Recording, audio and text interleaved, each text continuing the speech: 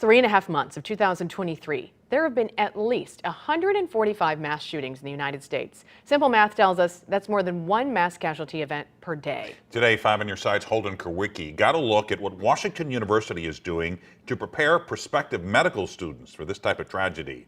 We do have to warn you that though this is a simulation, some images you will see may be disturbing.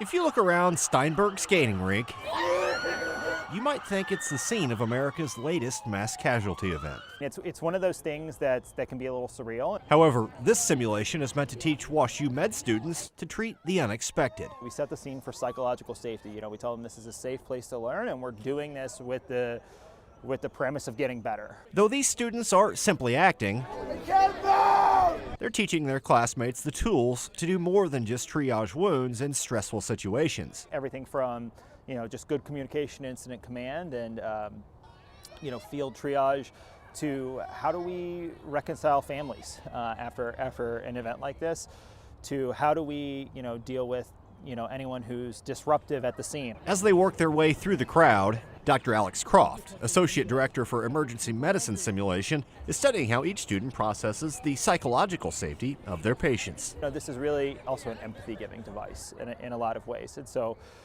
we really want to make sure that we're covering the breadth of how treating these patients goes, from pre-hospital for our pre-hospital providers, our paramedics and our EMTs, all the way to in the hospital. Life-saving tools that Dr. Croft says a textbook simply can't teach. We hope nobody has to do this, but in the event that they have to, they'll have some of that choreography down, and they'll be able to best take care of patients. In St. Louis, Holden Kowicki, 5 on Your Side.